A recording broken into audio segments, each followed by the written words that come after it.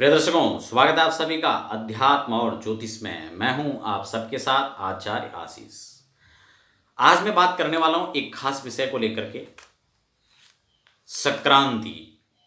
संक्रांति किसे कहते हैं और संक्रांति काल में क्या करना चाहिए और क्या नहीं करना चाहिए, मैं इन्हीं तमाम विषय पर आज चर्चा करूंगा और आपको ये महत्व बताऊंगा कि संक्रांति में क्या विशेष करना चाहिए और क्या नहीं करना चाहिए। लेकिन मैं इस चर्चा को शुरू करूं इससे पहले एक निवेदन रहेगा।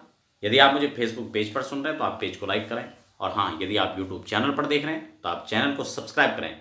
वीडियो आपको अच्छी लगती है तो लाइक करना बिल्कुल ना भूलें, और अपने साथियों के साथ शेयर भी आप कर सकते हैं। तो आइए लौटते हैं आज के विषय पर। संक्रांति। संक्रांति का अर्थ हुआ संक्रमण करना।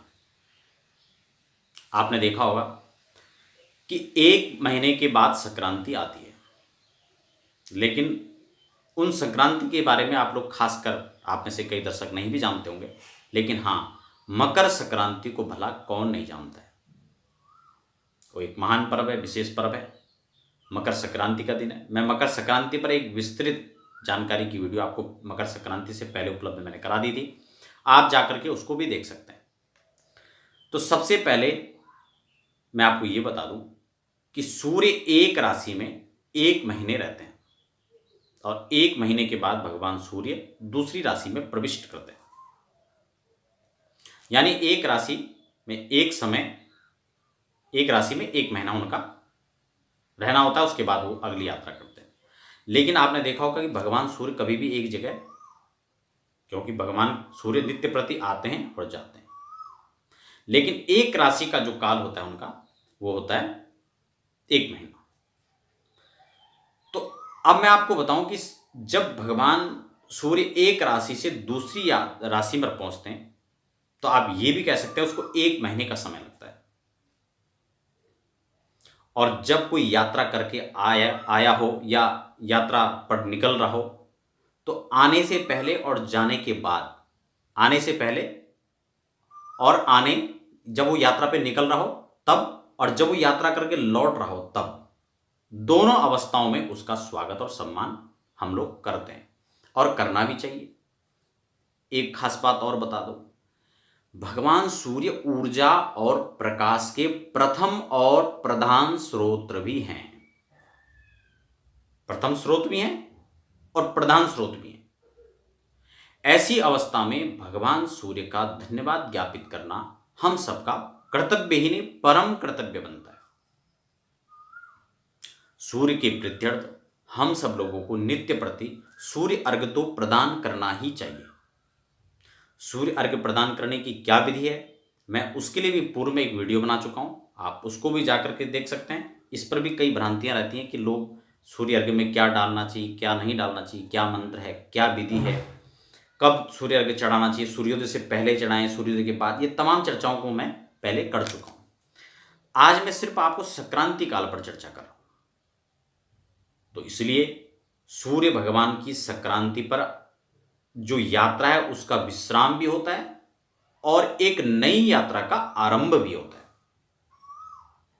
संक्रांति मीन्स भगवान सूर्य की यात्रा का विश्राम भी और आरंभ भी। यानी वो एक राशि पर आज संक्रमण करेंगे और एक राशि को वो छोड़ेंगे। तो अब ज्येष्ठ की संक्रांति है। भगवान जो है अपनी राशि को छोड़ करके दूसरी राशि पर, आज भगवान एक राशि को छोड़ करके दूसरी राशि पर भगवान सूर्य आज पहुंचेंगे। तो संक्रांति पर हमें क्या करना चाहिए? आप संक्रांति पर जो है, आपको एक पहले तो यज्ञ आदि होम आदि हमारे ये दैनिक कर्म है, अग्निहोत्र डेली हमें करना चाहिए। लेकिन आम सब जनमानस के लिए ये इतना अगर सुलभ नहीं बन पा रहा है, पहले तो ये अभियान होना चाहिए, चलना चाहिए कि कम से कम आप नित्य होम तो घर में करें। अगर ऐसा संभव नहीं है तो आप जो है कम से कम संक्रांति के दिन उस पुण्यकाल पर हवन, जप, दान आदि का बहुत बड़ा महत्व है।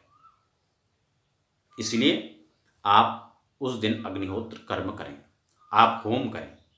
आपको बहुत अधिक जो है उसका विधान नहीं मालूम है तो आप कम से कम गायत्री मंत्र से 11 आहुति या 21 आहुति या 108 आहुति तो आप प्रदान कर ही सकते हैं। महामृत्युंजय आदि की आप जो है साथ में आहुति प्रदान कर सकते हैं। माँ भगवती जगदम्बा के प्रीत्यर्थ भगवान भोलेनाथ, जो भी आपके इष्ट कुलदेव हैं, गुरु मंत्र का, तो आप इन मंत्रों की आहुति संक्रांति के दिन दें। ये बहुत बड़ा पर्व काल होता है, पुण्य काल होता है। और 1 महीने के अंदर जितने भी आपके द्वारा ज्ञात अज्ञात कोई ऐसा कर्म हो गया हो, तो उसका भी आपको प्रायश्चित करने में 1 महीने के अवधि के बाद, 1 महीने के अंतराल में आपको एक अवसर मिलता है। इसलिए निश्चित रूप से आपको संक्रांति के दिन ये काम करना चाहिए। सूर्य अर्घ्य तो डेली प्रदान करना ही है, करना चाहिए। नहीं करते तो आज से शुरू करें। और हाँ, संक्रांति के दिन आपको क्या नहीं करना चाहिए, मैं आपको ये भी बता दूं। ये सबसे पहले एक बहुत खास बात ध्यान रखने की है कि संक्रांति के दिन आपको कोई भी अमर्यादित कार्य नहीं करना है। कोई भी अपराध न बने, आपको ऐसा पूर्ण जो है प्रयास करना है। और हाँ, यदि आप संतति उत्पत्ति का आप विचार कर रहे हैं, तो संक्रांति के दिन ये समय आप बिल्कुल निषिद्ध है, आप उस काल को छोड़ दें। तो ये थी प्रिय दर्शकों आज संक्रांति को लेकर के खास चर्चा। कोई और आपका प्रश्न संक्रांति पर, आप कोई और बात जानना चाहते हैं, तो आप मुझे कमेंट बॉक्स में लिखें। आज की वीडियो कैसे लगी आप मुझे कमेंट करके बताना बिल्कुल ना भूलें। और मैंने पहले भी कहा, आपको वीडियो अच्छी लगती है तो ये सब ज्ञानवर्धक चर्चाएं आप अपने इष्ट मित्रों तक भी शेयर कर सकते हैं।